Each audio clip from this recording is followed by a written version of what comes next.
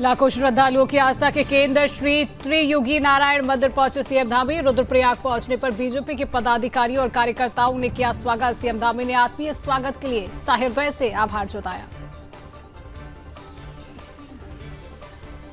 भू कानून को लेकर धामी सरकार सख्त नियमों को ताक पर रखने वालों पर बड़ी कार्रवाई। उल्लंघन करने के 430 से अधिक मामले आए। देहरादून में सबसे अधिक 196 मामले। नैनीताल में 64 लोगों पर हुई कार्रवाई। आदि गौरव महोत्सव का आयोजन किया गया। सीएम धामी ने कई स्टॉलों का अवलोकन किया। साथ ही प्रदेशवासियों को जनजातीय गौरव दिवस की शुभकामनाएं दी। सरकार की यही कोशिश जनजातीय क्षेत्र मुख्य धारा में शामिल हो। सड़क हादसों को लेकर सीएम धामी ने की बैठक। अधिकारियों को सुरक्षा नियमावली बनाने के निर्देश। शराब की दुकानें और बार निर्धारित समय तक ही खुले। एल्कोमीटर से हो जांच। ओवर स्पीड के खिलाफ हो सख्त कार्रवाई। देहरादून में निजी स्कूल मजार निर्माण मामले में पुलिस की कार्रवाई। हिंदू संगठनों के विरोध के बाद प्रशासन ने जांच की। जांच में मजार निर्माण अवैध पाई गई। मजार निर्माण को पूरी तरह ध्वस्त किया गया। मजार मामले में पुलिस की कार्रवाई। मानवता को शर्मसार करने वाला वीडियो वायरल। मासूम बच्चे की बेरहमी से डंडे से की गई पिटाई। पीड़ित बच्चे के पिता ने तहरीर दी। आरोपी पर मुकदमा दर्ज। गदरपुर थाना क्षेत्र के सकैनिया रोड का है पूरा मामला। बागेश्वर में जिला स्तरीय खेल महाकुंभ की शुरुआत। कपकोट विधायक ने किया महाकुंभ का आयोजन। गरुड़, कपकोट और बागेश्वर के छात्रों ने किया प्रतिभाग। विधायक ने कहा, सुदूरवर्ती क्षेत्रों के युवाओं को मिल रहा महाकुंभ से फायदा। पंतनगर में आरोपी तोहित बैग के ठिकानों पर ताबड़तोड़ छापेमारी। मारपीट और अपहरण में फरार चल रहा है आरोपी। फरार आरोपी के लिए पुलिस ने 4 टीमों को लगाया। एसपी सिटी ने कहा, जल्द ही आरोपी को गिरफ्तार किया जाएगा। केदारनाथ उपचुनाव में प्रचार में उतरे कांग्रेस नेता यशपाल आर्य। नेता प्रतिपक्ष ने की चुनावी नुक्कड़ सभाएं। बीजेपी पर लगाया आरोप, सरकार केवल योजनाएं बना रही है। योजनाएं केवल कागजों तक सीमित।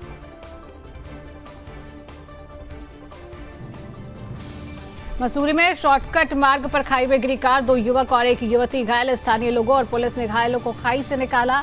झड़ी पानी कोलू खेत शॉर्टकट मार्ग की हालत खराब। 4 पहिया वाहनों की आवाजाही पर पूरी तरह लगी रोक।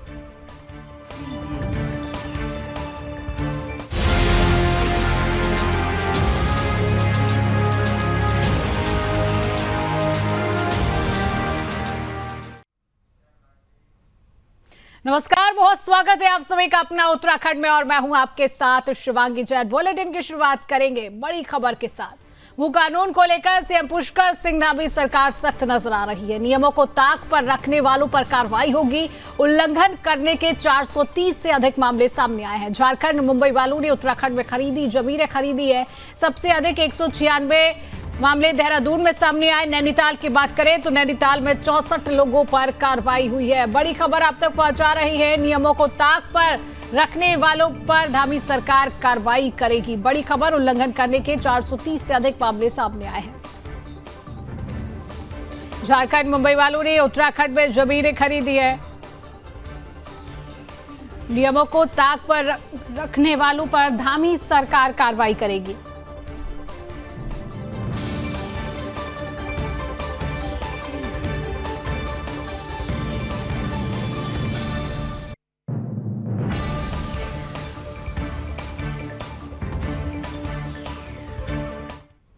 खबर देहरादून से है, जहां के ओएनजीसी स्टेडियम कोलागढ़ रोड में आदि गौरव महोत्सव का आयोजन किया गया था।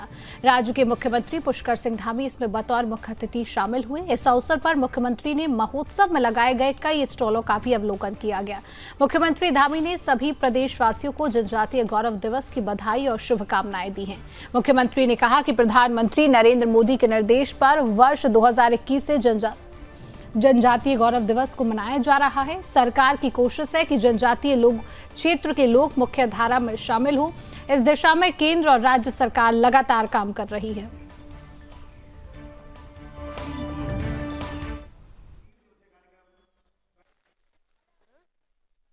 सबसे पहले तो भगवान बिरसा मुंडा के जन्म दिवस पर आयोजित होने वाले इस जनजातीय गौरव दिवस मैं सभी को बधाई देता हूँ, सबको शुभकामनाएं देता हूँ कि ये दिवस माननीय प्रधानमंत्री श्री नरेंद्र मोदी जी ने पूरे देश के अंदर 2021 से इसको इस रूप में पूरे भारत के समक्ष लाया गया। इसके पीछे उद्देश्य था कि जितनी भी हमारी जनजातियां हैं, हमारे आदिवासी क्षेत्र के लोग हैं, जिनका समग्र विकास होना था, वो विकास और तेजी से हो। हर दृष्टि से हर क्षेत्र में जनजाति क्षेत्र के लोग, वहाँ के महिलाएं, नौजवान, उनका समग्र विकास होकर वह भी जो है मुख्य धारा में शामिल हो। इसलिए चाहे आवासीय एकलव्य विद्यालय देश के अंदर बनाने हो, चाहे उनके प्रशिक्षण करने हो, चाहे योजनाएं देनी हो, चाहे उस वर्ग से लोगों को आगे लाना हो। हमारे सामने उदाहरण है हमारे देश की राष्ट्रपति आदरणीय द्रौपदी मुर्मू जी, हमारे प्रधानमंत्री जी की सोच है कि आदिवासी समाज से एक सामान्य परिवार में पैदा हुई महिला को आज देश के हम उत्तराखंड में लगातार बढ़ रही सड़क हादसों पर मुख्यमंत्री धामी ने चिंता जताई है। मुख्यमंत्री ने कहा कि सड़क दुर्घटनाओं की प्रभावी रोकथाम के लिए सड़क दुर्घटना सुरक्षा नियमावली बनाने के लिए अधिकारियों को समिति बनाने और इसमें विशेषज्ञों और अनुभवी लोगों को शामिल करने के निर्देश दिए गए हैं। उन्होंने कहा कि सड़क दुर्घटनाओं का बढ़ना चिंता का विषय है। इस पर प्रभावी रोकथाम के लिए सुरक्षात्मक उपायों पर विशेष ध्यान दिया जाए। इस संबंध में मुख्यमंत्री पुष्कर सिंह धामी ने शुक्रवार को मुख्यमंत्री आवास में शासन के वरिष्ठ अधिकारियों के साथ बैठक करते हुए कई दिशा निर्देश भी जारी किए। उन्होंने कहा है कि शराब की दुकानें बार आदि निर्धारित समय तक ही खुलें, इसकी सतत निगरानी की जाए। रात में गश्त के दौरान एल्कोमीटर के साथ जांच और ओवर स्पीड के खिलाफ सख्त कार्रवाई की जाए। जन सुरक्षा से जुड़े सभी पहलुओं को ध्यान में रखते हुए व्यवस्थाएं सुनिश्चित की जाएं।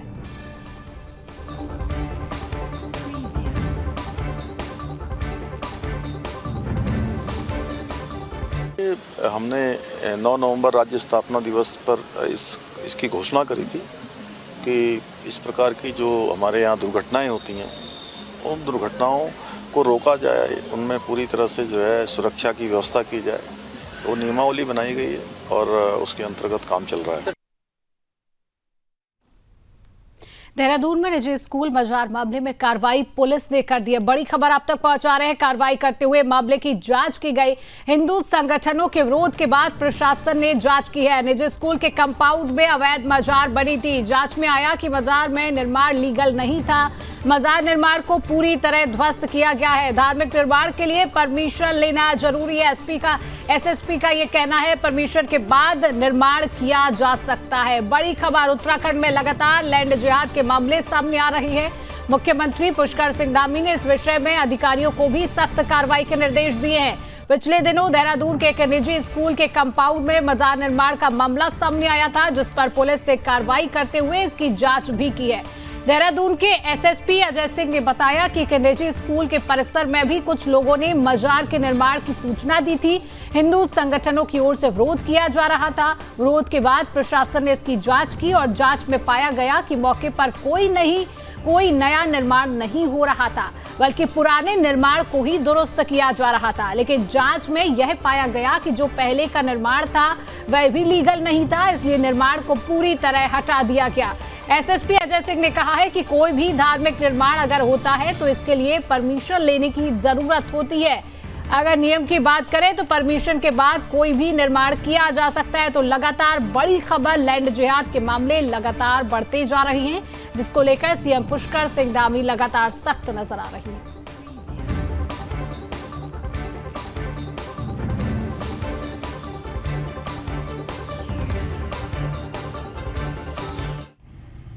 देखिए कि स्कूल में ऐसा ही कोई रिपोर्ट हुआ था। एक सोशल मीडिया पर के माध्यम से एक वीडियो प्रसारित हो रहा था, जिसकी जांच के लिए जिसमें मजिस्ट्रेट और पुलिस को वहां भेजा गया था और जांच में पाया गया कि वहां पुराना स्ट्रक्चर था, शायद उसको कोई ठीक ठाक कर रहे थे। उसको देखते हुए वीडियो वायरल हुआ था।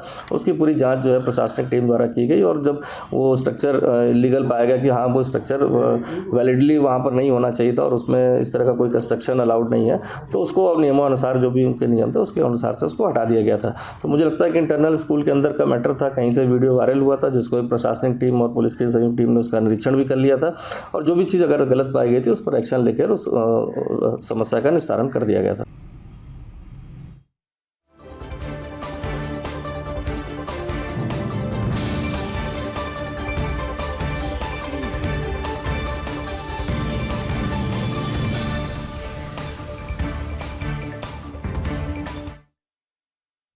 आपको बता दें कि आज सुबह लगभग 3 बजे एसडीआरएफ उत्तराखंड पुलिस की टीम को सूचना मिली कि फरासू के पास एक वाहन अनियंत्रित होकर 50 मीटर गहरी खाई में गिर गया है। इस वाहन में 2 लोग सवार थे जिन्हें बचाने के लिए तुरंत एसडीआरएफ टीम की जरूरत थी। सूचना मिलने पर एसडीआरएफ पोस्ट कलियासौर के अपर उप निरीक्षक महावीर चौहान और पोस्ट श्रीनगर के अपर उप निरीक्षक तेजपाल राणा के नेतृत्व में रेस्क्यू टीम जरूरी उपकरणों के साथ तुरंत घटनास्थल पहुंची। बता दें कि दुर्घटनाग्रस्त वाहन में सवार एक महिला और एक पुरुष बुरी तरह फंसे हुए थे। एसडीआरएफ टीम ने पुलिस के साथ मिलकर रोप और स्ट्रेचर का प्रयोग कर दोनों लोगों का सुरक्षित रेस्क्यू किया है। रेस्क्यू किए गए लोगों के नाम गजेंद्र सिंह और उनकी पत्नी श्वेता है, जो वाराणसी के रहने वाले बताए जा रहे हैं। दोनों को प्राथमिक उपचार देने के बाद एम्बुलेंस की मदद से अस्पताल भेजा गया है।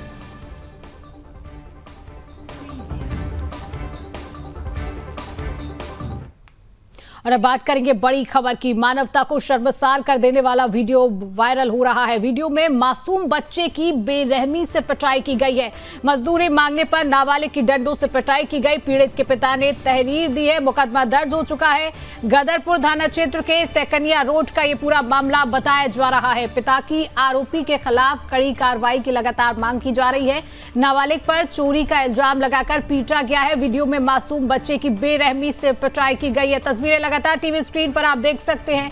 खबर उधम सिंह नगर के गदरपुर थाना क्षेत्र से है। यहां सोशल मीडिया पर एक मासूम बच्चे की पिटाई का वीडियो लगातार वायरल हो रहा है, जिसमें सकेनिया रोड के राशन डीलर का बेटा एक 10 साल के मासूम बच्चे की डंडे और थप्पड़ों से पिटाई कर रहा है।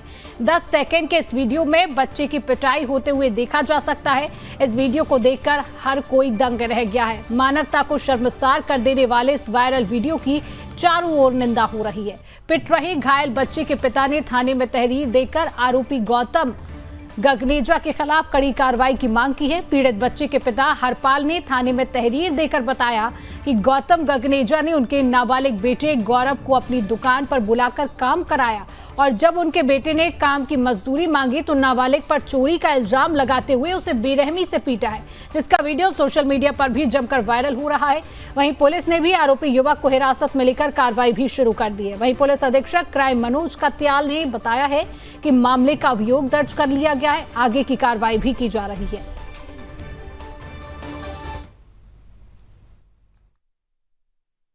ये वीडियो आ चुका है पुलिस के संज्ञान में और इसमें सुसंगत धाराओं में जो है अभियोग पंजीकृत कर दिया गया है और इसमें विधिक कार्रवाई आगे की जा रही है। और आपके चैनल के माध्यम से भी हम लोग ये अपील करना चाहेंगे कि अपने जितने भी प्रतिष्ठान है वहाँ पर जो नाबालिग बच्चे हैं उनको किसी भी तरह से एम्प्लॉय नहीं करना है और ये कानूनन जुर्म भी है। और जो भी इस प्रकार से जो बच्चे हैं नाबालिग जिनकी आयु सीमा निर्धारित सीमा से कम है, उनसे अगर कोई बाल श्रम कराते हैं उनके विरुद्ध कड़ी कार्रवाई भविष्य में। खबर बागेश्वर से है, जहां जिला स्तरीय खेल महाकुंभ का आयोजन हुआ है।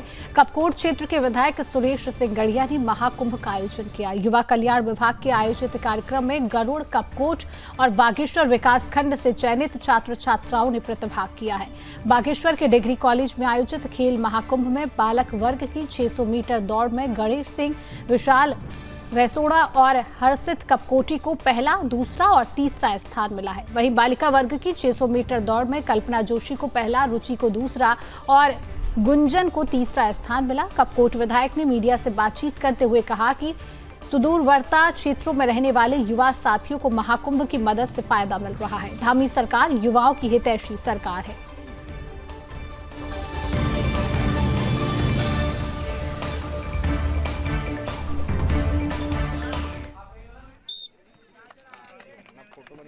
आज जनपद बागेश्वर के अंदर खेल महाकुंभ का शुभारंभ हो गया है और मैं अपने देश के यशस्वी प्रधानमंत्री माननीय नरेंद्र भाई मोदी जी और उत्तराखंड प्रदेश के यशस्वी मुख्यमंत्री माननीय पुष्कर सिंह धामी जी का तहे दिल से आभार व्यक्त करना चाहूँगा, उनका धन्यवाद करना चाहूँगा कि हमारे सुदूरवर्ती क्षेत्रों के अंदर अलग अलग स्थानों में जो हमारी प्रतिभा है उस प्रतिभा को आगे लाने का काम जो सरकार ने सोचा है, हम उस उद्देश्य में आगे उस लक्ष्य को लेकर आगे बढ़ रहे हैं। और आज हमारे बागेश्वर जनपद के लोगों ने कई स्थानों पर गोल्ड हासिल किया है। क्युंजा घाटी के कंडारा, भड़ज और गबनी गांव में चुनावी नुक्कड़ सभाओं को नेता प्रतिपक्ष यशपाल आर्य ने जनता को संबोधित किया है। उन्होंने कहा कि भाजपा सरकार केवल योजनाएं बना रही है जो केवल कागजों तक ही सीमित है। उन्होंने बताया कि क्षेत्र में आपदा आई लेकिन सरकार ने पीड़ितों को मुआवजा नहीं दिया। उन्होंने कहा कि इस बार केदारनाथ की जनता बीजेपी को सजा देने को तैयार है। वहीं कांग्रेस जिलाध्यक्ष पौड़ी विनोद नेगी ने कहा कि बीजेपी राज में बाबा केदार का सोना चोरी हुआ, जगह जगह अपराधों का बोलबाला है। प्रचार टीम में पूर्व विधायक नरेंद्र नगर ओम गोपाल, जिलाध्यक्ष मोहित सिंह समेत कई लोग मौजूद रहे हैं।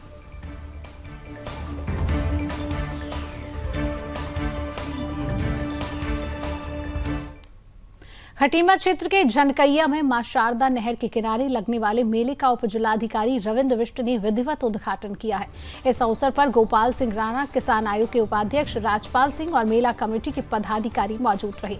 यहां गंगा स्नान के अवसर पर श्रद्धालुओं ने मां शारदा में आस्था की डुबकी लगाई। बता दें कि कार्तिक पूर्णिमा से शुरू होने वाला यह मेला 7 दिनों तक चलेगा, जिसमें स्थानीय लोगों के साथ साथ पड़ोसी देश नेपाल से भी लोग आते हैं। मिश्रा जी, समस्त आयोजन का इतिहास तो बहुत पुराना है। महाभारत काल से इसका नाता जुड़ा हुआ है और जब यहाँ से 5 पांडव यहाँ से गुजरे थे तो यहाँ पे कुछ पल के लिए रुके थे, उस समय के लिए, और उस समय से ही यहाँ मेला चला आ रहा है। और पहले ये मेला घाट में लगता था और ये नहर का निर्माण होने के बाद यहाँ पर शिफ्ट कर दिया गया। और ये मैं जब यहाँ पर केवल थारू जनजाति के लोग हुआ करते थे तो ये उनका बहुत ही श्रद्धेय अपना एक मेला हुआ करता था। होने वाला इस गंगा स्नान पर आज हमारे द्वारा उद्घाटन किया गया। यहाँ पर सारी व्यवस्थाएं जो भी हमने दिशा निर्देश दिए उसके अनुसार ही मेला का आयोजन किया जा रहा है। सारे लोग सुव्यवस्थित हैं और मैं आशा करता हूँ कि जितने भी हमारे लोग श्रद्धालु यहाँ पर आए हैं वो इसका मजा लूटें, झूला झूलें और सारा सुरक्षित है। उत्तराखंड में सड़क हादसे रुकने का नाम नहीं ले रही है, जिसको लेकर पहाड़ों की रानी मसूरी में मसूरी झड़ी पानी कोलू खेत शॉर्टकट मार्ग पर एक कार अनियंत्रित होकर गहरी खाई में जा गिरी है, जिसमें सवार 2 युवक और एक युवती गंभीर रूप से घायल हो गए हैं। घटना की सूचना मिलते ही मसूरी पुलिस एसआई ओमवीर के नेतृत्व में 108 एम्बुलेंस और पुलिस फोर्स मौके पर पहुंची है। स्थानीय लोगों और पुलिस की मदद से घायलों को खाई से निकाला गया और देहरादून हायर सेंटर भेजा गया है। पुलिस ने बताया कि मसूरी झड़ी पानी कोलू के शॉर्टकट मार्ग पर एक कार अनियंत्रित होकर खाई में गिर गई, जिसमें सवार 3 लोगों का रेस्क्यू किया गया है और एक युवक की गंभीर हालत को देखते हुए उसके देहरादून हायर सेंटर भेज दिया गया। उन्होंने कहा कि घटना की जांच की जा रही है। स्थानीय निवासी अनिल सिंह ने कहा कि वह देहरादून से मसूरी आ रहे थे कि शॉर्टकट रास्ते में एक कार के ब्रेक फेल होने के कारण कार अनियंत्रित होकर एक सड़क से दूसरी सड़क पर गिरते हुए खाई में जा गिरी है। एक यूके नंबर की जो देहरादून की गाड़ी थी इसमें 3 लोग सवार थे। इसमें 2 युवक और एक युवती थी। वो ऊपर से आ रहे थे और जैसा कि उनके द्वारा बताया गया कि अचानक से गाड़ी के ब्रेक फेल हो गए और वो गाड़ी जो है एक रोड से दूसरी रोड पर टकराकर फिर खाई में जा गिरी। तो वहाँ पर स्थानीय लोग थे जिन्होंने उनको बाहर निकाला और थोड़ी देर बाद वहाँ पर पुलिस प्रशासन भी आ गया था, जिसमें कि एक व्यक्ति को गंभीर चोटें आई हैं जिसके कि पाँव में फ्रैक्चर हुआ है और 2 को थोड़ा मामूली चोटें आई हैं। स्थानीय लोगों द्वारा उन सबको खाई से निकाला गया और उसके बाद जो पुलिस एसआई वहाँ पर ओमवीर जी थे उन्होंने अपनी गाड़ी से उन घायलों को पहले नीचे तक ले गए, मुख्य मार्ग तक, और उसके बाद उन्हें देहरादून के लिए रेफ़र किया गया। तब तक हमने एम्बुलेंस को फ़ोन करा था लेकिन एम्बुलेंस नहीं पहुँच पाई थी। खबर पंतनगर से है, जहां ओमेक्स कॉलोनी में मारपीट और अपहरण के प्रयास में फरार चल रहे आरोपी तोहित बैग के ठिकानों पर सिडकुल चौकी पुलिस ने बीते शुक्रवार को ताबड़तोड़ छापेमारी की। इस दौरान पुलिस टीम तोहित को गिरफ्तार नहीं कर सकी। जानकारी के अनुसार बीते दिनों रुद्रपुर की ओमेक्स कॉलोनी में ट्यूशन पढ़ने जा रहे छात्र को रोककर कार सवार ने कार में डालकर अपहरण का प्रयास किया था, जिसमें पुलिस ने छात्र माधव चावला के ताऊ की तहरीर के आधार पर रुद्रपुर कोतवाली क्षेत्र के सिरगोटिया निवासी तोहित बैग के खिलाफ अपहरण करने के प्रयास का मुकदमा दर्ज किया था।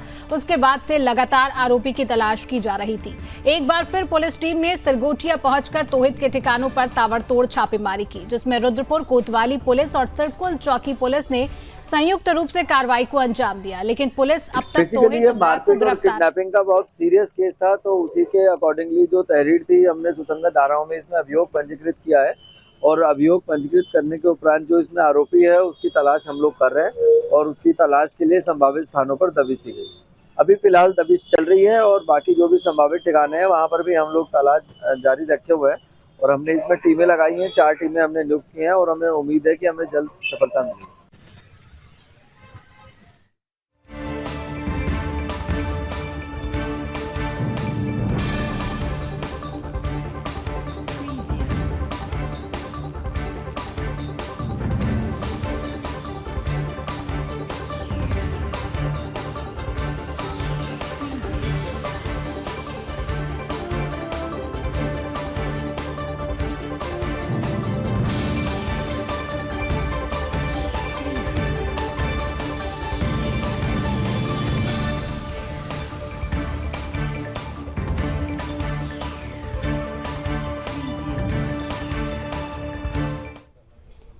धर्मपुर विधानसभा क्षेत्र से बीजेपी विधायक विनोद चमोली ने मुख्य सचिव राधा रतूड़ी, मुख्यमंत्री धामी और विधानसभा अध्यक्ष को जनप्रतिनिधियों के प्रोटोकॉल को लेकर एक पत्र लिखा है। बता दें कि बीते 9 नवंबर को राज्य स्थापना दिवस के अवसर पर देहरादून पुलिस लाइन में हुए कार्यक्रम में सीट पर बैठने को लेकर विधायक विनोद चमोली के अधिकारियों के साथ बहस हो गई थी, जिसके बाद अब विधायक चमोली ने पत्र लिखा है। विधायक ने कहा कि सरकार के जो कार्यक्रम होते हैं उनमें जनप्रतिनिधियों के प्रोटोकॉल को लेकर कई बार जनप्रतिनिधियों को अपमानित भी होना पड़ता है और जिसमें शासन प्रशासन के लोगों को भी दिक्कत होती है। उन्होंने कहा कि अगर प्रोटोकॉल को लेकर एक नियमावली बना दी जाए तो शासन और जनप्रतिनिधियों के बीच कोई टकराव की स्थिति न हो और आपसी सामंजस्य भी बना रहे। व्यवस्था ही नहीं है, इतना बड़ा इंफ्रास्ट्रक्चर कहाँ से? देखिए, मैं बहुत लंबे समय से राजनीतिक क्षेत्र में काम कर रहा हूँ और देखने में आता है कि समय समय पर जनप्रतिनिधि, चाहे वो सरकार की बैठकें हों, चाहे सरकार के कार्यक्रम हों, चाहे विभागीय बैठकें हों, इनमें जनप्रतिनिधियों को लेकर, उनके प्रोटोकॉल्स को लेकर तमाम दिक्कतें रहती हैं और अक्सर इसमें जनप्रतिनिधियों को अपमानित भी होना पड़ता है और इसके कारण शासन प्रशासन को भी परेशानियां झेलनी पड़ती हैं। तो मैंने ये मांग की कि इसकी एक नियमावली बन जाए, जो शिष्टाचार आदर्श आचार संहिता है उसकी एक नियमावली बन जाए, ताकि सभी विभागों को सभी स्तर पर, चाहे वो निचले स्तर पर प्रधान लेवल पे हो चाहे ऊपर स्तर पर हो, एक बाकायदा एक प्रोटोकॉल का एक सिस्टम बन जाए और वो फॉलो किया जाए, ताकि आपसी जो टकराव इन विषयों को लेकर होता है और आपसी तालमेल में कमी होती है, फिर मन भी खराब होते हैं, एक दूसरे से फिर काम भी प्रभावित होते हैं, तो वो ना हो, सबका मान सम्मान बना रहे और दोनों में एक सामंजस्य बैठे, शासन प्रशासन और जनप्रतिनिधियों में। तो उसके लिए मैंने कहा है कि इसको बनाइए आप, ताकि आगे भविष्य में इस तरह की परेशानियां न हो और एक अच्छे वातावरण में काम हो।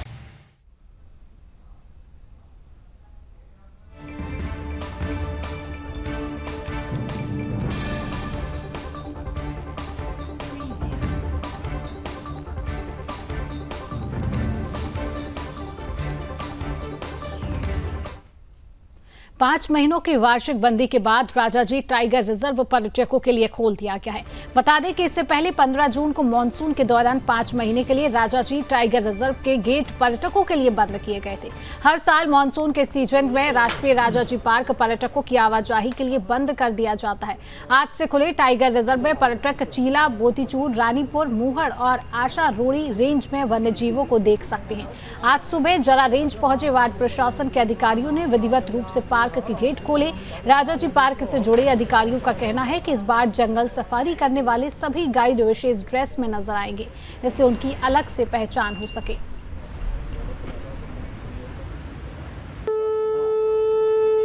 हाँ, निदेशक महोदय द्वारा यह सुनिश्चित किया गया है कि सभी जो हमारे पर्यटक सफारी वाहन हैं, उनके वाहन चालक हैं, उनको विभाग द्वारा एक आईडी जारी की जाएगी और वर्दी का भी शीघ्र ही निर्धारित कर दी जाएगी।